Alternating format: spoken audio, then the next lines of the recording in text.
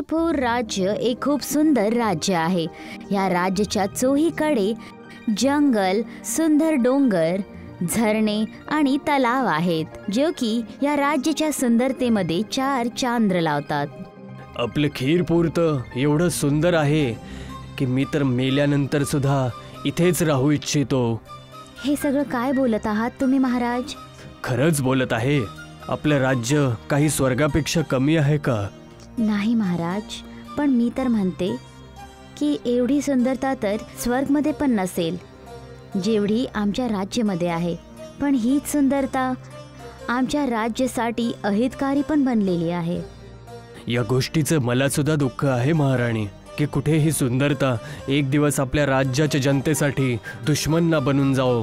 जेव्हा पण कोणत्या बाजूच्या राज्याला आपल्या राज्याच्या सुंदरतेबद्दल पत्ता लागतो, तो आपल्या राज्यावरती कब्जा करायचा प्रयत्न करतो। आपण फक्त प्रयत्नच करू शकतो महाराज। तुम्ही असताना कोणी दुश्मन आमच्या राज्याचं काही नाही बिघडू शकत। पण आता मी म्हातारा होत आहे महाराणी, मी केव्हापर्यंत आपल्या राज्याची रक्षा करत राहील? आता मला राजगादीसाठी एक उत्तराधिकारी हवा आहे। राजाच्या ह्या बोलण्यावर राणीच्या डोळ्यांमध्ये अश्रू आले होते, कारण ती ह्या राज्याचा उत्तराधिकारी नाही देऊ शकली होती। राजा तर तसा खूप बहादूर होता, पण आता त्याचं वय दिन प्रतिदिन वाढतच जात होतं। आता तुम्हाला दुसरं लग्न करायला पाहिजे महाराज। हेच राज्याच्या हितेसाठी आवश्यक आहे। मला माफ करा, मी तुम्हाला आणि ह्या राज्य घराण्याला ह्याचा वारस नाही देऊ शकले। एवढं बोलून राणीच्या डोळ्यातून अश्रू वाहायला लागले। तुम्ही तुमचे ते अनमोल अश्रू नका वाहू महाराणी। तुम्ही मला वारस नाही देऊ शकलात, त्यात तुमची काही चूक नाहीये। ही तर वरच्याचीच मर्जी आहे की कोणाच्या घरामध्ये तो सुख दे आणि कोणाच्या घरातले खुशी तो काढून घेईल। बरोबर बोलला महाराज तुम्ही, पण आता आम्हाला आणखीन वेळ नाही घालवायला पाहिजे। मी लवकरच तुमच्या दुसऱ्या लग्नाची तयारी करते। आता पूर्ण राज्यामध्ये आनंद पसरलेला होता, कारण राजाचा दुसरा विवाह होत होता।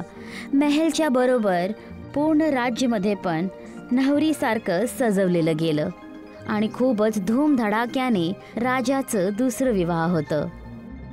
हे ईश्वर, मला पूर्ण अपेक्षा आहे की यावेळेस मला माझ्या राज्यासाठी उत्तराधिकारी भेटून जाईल। बघताच बघता राजाच्या दुसऱ्या लग्नालाही 2 वर्षापासून जास्त वेळ निघून जातो, पण दुसरी बायकोकडून पण राजाला एक पण संतान होत नाही। असं वाटतं आहे की मी स्वतःच एक अभागी आहे, त्यामुळेच देव सुद्धा माझ्यावरती स्वतःची दया नाही दाखवत आहे। नाही महाराज, असं काहीच नाहीये। तुमच्या दुसऱ्या लग्नापासून पण तुम्हाला संतान नाही झाली। मला अपेक्षा आहे की तो खास माणूस आपल्या समोर येऊन उभा राहील, कारण आता माझं शरीर सुद्धा माझं हळूहळू साथ सोडत आहे। राजा जोरात खोकायला लागतो। तुम्ही ठीक तर आहात ना महाराज? हो, मी ठीक आहे, बस थोडं मन दुखी आहे। तुम्ही पूर्ण राज्यात ही घोषणा करून टाका की जो पण कशा प्रकारे माझ्या मनाला सुखी करेल, मी त्याला बक्षिसाच्या स्वरूपात राजा बनवून टाकेल। ठीक आहे महाराज, मी तुमचा हा संदेश पूर्ण राज्यात पसरवते। आता राणीच्या बोलण्यावर काही संदेशवाहक पूर्ण राज्यामध्ये राजाच्या बोललेल्या गोष्टीला पसरवतात की जो पण राजाच्या मनाला प्रसन्न करेल तो ह्या राज्याचा राजा बनेल। ही खबर ऐकून राज्याचे सगळे लोक वेगवेगळ्या पद्धतींचा वापर करतात। घेऊन टाका महाराज, ही सुगंधित फुलांची माळा घालून घ्या। असे फूल तर मी आजपर्यंत नाही पाहिले। महाराज, मी या फुलांना हिमालय पर्वतातून खास तुमच्यासाठी घेऊन आलोय। तो माणूस राजाच्या गळ्यामध्ये फुलांची एक माळा टाकतो, पण ह्याने राजाचं मन खुश नाही होत आणि तो माणूस तिथून निघून जातो। मग दुसरा माणूस पुढे येतो। हे घ्या महाराज, हे वस्त्र मी खास तुमच्यासाठी घेऊन आलोय। सर्दीमध्ये सुद्धा हे तुम्हाला गरमीच देतील। तो माणूस राजाला कोट देतो, पण राजा त्याच्या कोटला घेऊन पण खुश नाही होत आणि तो माणूस तिथून निघून जातो। आणि मग तिसरा माणूस राजाकडे येतो, ज्याच्या हातामध्ये एक खूप मोठा घडा आहे तो त्या घड्याला राजाच्या समोर ठेवतो. हे घ्या महाराज, माझ्याकडून ही छोटीशी भेट स्वीकार करा. राजा त्या घड्याजवळ येतो. काय आहे या घड्यामध्ये? तुम्ही स्वतःच बघा महाराज. राजा आपला हात घड्याच्या आत टाकतो आणि तो त्यातून सोन्याचे चांदीचे सिक्के आणि काही किमती उपहार काढतो. हे सगळं काय आहे महाराज? ही सगळी माझी आणि माझ्या खूप साऱ्या पूर्वजांची सगळी कमाई आणि संपत्ती आहे, जी तुम्हाला अर्पित करण्यासाठी मी आलो आहे. मी तरी अशा धनाची कधी अपेक्षा केली नव्हती आणि ही तर तुझी कमवलेली संपत्ती आहे. मी ह्या उपहाराला स्वीकार नाही करू शकत. घेऊन जा याला. तो माणूस आपला घडा उचलून तिथून परत निघून जातो. अशा प्रकारे अजून खूप लोक येतात आणि राजाला खुश करण्याचा प्रयत्न करतात, पण तो राजा खुश नाही होऊ शकला. मला असं वाटत आहे की मी आता कधीच सुखी नाही राहू शकत. तेव्हा एक बावर्ची राजाच्या दरबारमध्ये येतो. नाही महाराज, अशी गोष्ट नाहीये. मी तुम्हाला खुश करेल. आता तू काय आणलं आहेस मला खुश करण्यासाठी? मी काही घेऊन नाही आलोय महाराज. मी तर तुम्हाला माझ्या सोबत घेऊन जायला आलेलो आहे. तुम्ही माझं निमंत्रण स्वीकार करा आणि कृपया करून माझ्या सोबत चला. कुठे घेऊन जाऊ इच्छितोस मला? मी तुम्हाला माझ्या घरी घेऊन जाऊ इच्छितो महाराज. पण असं काय आहे जे तू मला इथे नाही दाखवू शकत? जे मी तुमच्या समोर आणणार होतो ते मी इथे सुद्धा आणू शकलो असतो, पण त्याला ग्रहण करण्यासाठी जर तुम्ही माझ्या स्वतः घरी आलात तर मला खूप खुशी होईल महाराज.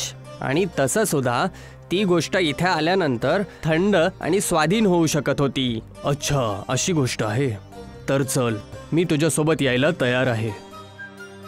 तो बावर्ची राजाला आपल्या बरोबर आपल्या घरी घेऊन जातो, जिथे त्याने खूप प्रकाराचे स्वादिष्ट पक्वान बनवून ठेवलेले होते, ज्याच्यातून स्वादिष्ट पक्वानांची सुगंध येत होती. आणि तो एक एक करून सगळे पक्वान राजाच्या समोर ठेवतो. हे घ्या महाराज, अजून खा. हे सगळं मी माझ्या हाताने बनवलं आहे. मी ऐकलं आहे की माणसाच्या मनाचा रस्ता त्याच्या तोंडातून पोटाद्वारे निघतो. राजाला भूक लागलेली होती, म्हणून तो खूप आनंदाने पक्वान खायला लागतो. आजपर्यंत राजाने कधीही एवढं स्वादिष्ट भोजन नाही केलं होतं. राजाला त्या बावर्चीचा हाताने बनलेलं जेवण खरंच खूप जास्त आवडतं आणि राजा हे जेवण जेवून मनापासून खुश होऊन जातो. तू आज मला पूर्ण मनाने प्रसन्न केलं आहेस, त्यामुळे मी तुला खीरपूरचा राजा घोषित करतोय. हे माझं सौभाग्य आहे महाराज. तुमचा खूप धन्यवाद. अच्छा ऐक. जी महाराज, सांगा. राजा बनल्यानंतर सुद्धा मला असं स्वादिष्ट जेवण खाऊ घालशील का?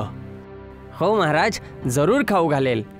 मी खरं सांगेल तर आजपर्यंत मी कुठल्याही राजशाही दावतीत असं जेवण नाही केलंय आणि नाही आपल्या दरबारामधल्या कुठल्याही स्वयंपाक करणाऱ्याच्या हातामध्ये अशी जादू नाहीये जी की तुझ्या हातामध्ये आहे. चल, आता तू माझ्यासोबत चल. आता राजा त्या बावर्चीला घेऊन आपल्या राजदरबारमध्ये घेऊन येतो आणि आपल्या स्वतःच्या हातांनी त्याला राजमुकुट घालतो आणि राजगद्दीवर बसवून राज्याभिषेक करतो. आजच्या नंतर तू खीरपूरचा नवीन राजा आहे आणि मी आता ह्या पदाचा सगळा कारोबार तुला सोपवत आहे. बावर्ची आता खीरपूरचा राजा तर बनला होता, पण त्याच्यामध्ये अजूनही तीच नम्रता आणि सादगी होती. तो आपल्या पूर्ण राज्य दरबारासाठी आपल्या हाताने जेवण बनवायचा, ज्यामुळे सगळे दरबारी त्याच्याकडून खूप प्रसन्न होते. बहुतेक तुमच्या भाग्यामध्ये या महान राज्याचा राजा बनणं होतं, म्हणून 2 लग्न करल्यानंतरही महाराजला एक पण संतान नाही झाली. बहुतेक हो, माझं नशीब खूप चांगलं आहे, पण त्याच्यापेक्षा चांगलं आहे माझ्या हाताचा स्वाद, ज्याचे सगळे लोक दिवाने आहेत. आणि त्याच्याहून पण मोठी गोष्ट आहे तुमची नम्रता, जी एका राजा बनल्यानंतरही तशीच बनलेली आहे जशी राजा बनण्याच्या पूर्वी होती. हे सगळं तर तुमचं सगळ्यांचं प्रेम आहे महाराणी, आणि मी नेहमी अशाच प्रकारे या प्रेमाची इज्जत ठेवत राहील. आज आमची आणि महाराजांची 50वी सालगिरह आहे. काय तुम्ही आज जेवणामध्ये काही वेगळं बनवू शकता? हां, का नाही महाराणी. तुम्ही जसं म्हणताल मी तसंच जेवणामध्ये बनवेल. आज जेवणाची फरमाईश मी स्वतः नाही करणार. तुम्हाला जे पण आवडतं ते तुम्ही आपल्या मनापासून बनवू शकता. आणि आजची ही दावत तुमच्याकडून आम्हा दोघांसाठी एक बेहतरीन तोहफा असेल. ठीक आहे महाराणी, मी तुम्हाला आणि महाराजसाठी खूपच शानदार आणि स्वादिष्ट जेवण खाऊ घालेल. बावर्ची राजा आज दिवसापासूनच रात्रीच्या जेवणाची तयारी करायला लागतो. तो पूर्ण मेहनत आणि लगनने जेवण बनवतो आणि रात्र होण्याच्या आधीच तो सगळं जेवण बनवून तयार करतो आणि दरबारमध्ये जाऊन सर्वांना दावतसाठी आमंत्रित करतो. दावतीची सगळी तयारी झाली आहे. तुम्ही सगळे या आणि दावतीचा लुप्त घ्या. राणी आणि महाराजांच्या बरोबर सगळे मंत्री आणि दरबारी दावतचा आनंद घेण्यासाठी शाही भोजन कक्षमध्ये पोचतात आणि बावर्ची राजा सगळ्यांना आपल्या हातांनी जेवण वाढतो. तुमची ही दावत तर मी जीवनभर नाही विसरणार. मी आजपर्यंत कधीही असला उपहार नाही पाहिलाय. हे तर माझं सौभाग्य आहे महाराणी की जे मला तुम्हा दोघांना बक्षीस देण्याचा मौका मिळाला आहे. राणी आणि महाराजांच्या बरोबरच सगळे दरबारी पण पोट भरून खायला लागतात. खीरपूर राज्यामध्ये सगळं काही बरोबर चालत होतं, पण अचानक दुश्मन आपली सेना घेऊन खीरपूर राज्यावर आक्रमण करून देतो. हे बघून सगळेजण घाबरून जातात, पण राजा बावर्ची निडर होऊन एकटाच दुश्मनचा सामना करण्यासाठी निघून गेला. हे काय राजा, तुम्ही एकटे आणि बिना हत्याराचेच माझ्यासोबत लढायला आलात? काय तुझे सैनिक घाबरून पळून गेलेत? नाही, माझे सैनिक काही कुठे पळून नाही गेले आणि नाही मी तुमच्यासोबत लढायला आलोय. तर काय बिना लढताच हार मानण्यासाठी आलायस? नाही, अशी पण काही गोष्ट नाही. मी विचार केला की आप खूप दुरून पैदल यात्रा करून आले आहात, खूप थकले असताल. का नाही आपण हा युद्धाचा विचार सोडून विश्राम करा आणि मी तुमच्यासाठी माझ्या हातांनी स्वादिष्ट पक्वान्न बनवेल. ही काय गोष्ट करत आहे राजा? तू तुझ्या दुश्मनासाठी भोजन बनवशील आणि ते सुद्धा तुझ्या हाताने? काही त्याच्यामध्ये तुझा कपट तर नाही? हो, मी माझ्या हाताने जेवण बनवेल आणि जोपर्यंत मी माझा दुश्मन नाही समजत तोपर्यंत तुम्ही माझे दुश्मन नाहीयेत आणि याच्यामध्ये माझा काही छळ कपट नाहीये. तुम्ही माझा विश्वास ठेवा. दुश्मन राजा खरोखरच खूप दुरून आल्यापासून उपाशी आणि तहानलेला होता, म्हणून तो आपल्या पूर्ण सेनाला घेऊन राजा बावर्चीच्या बरोबर त्यांच्या महलमध्ये येतो, जिथे राजा बावर्ची आपल्या हाताहून सगळ्यांसाठी स्वादिष्ट भोजन बनवतो. काही या भोजनामध्ये विष तर नाही कालवलंय तुम्ही? राजा बावर्ची सगळ्यांच्या समोर पहिला स्वतः सगळे पक्वान चखतात, ज्याने दुश्मन राजाची ही शंका दूर होते. आणि त्याच्यानंतर दुश्मन राजा खूप आनंदाने खूप वेळा ते स्वादिष्ट पक्वान पोट भरून खातात. आम्हाला तुमच्या हाताने बनवलेलं भोजन खूप पसंत आलं महाराज, आणि हे सर्व बघून मी युद्धाचा विचार सोडून दिला आहे आणि मी तुमच्यासोबत मैत्री करण्याचा विचार केलेला आहे. अशा प्रकारे आपल्या भोजन बनवण्याच्या हुनरने आणि आपल्या सादगी आणि बुद्धिमत्ताच्या मुळे राजा बावर्चीने खूप सगळ्या युद्धांना थांबवून आपल्या दुश्मनांना पण आपला मित्र बनवलं, ज्यामुळे तो पूर्ण दुनियामध्ये बावर्ची राजाच्या नावाने प्रसिद्ध झाला.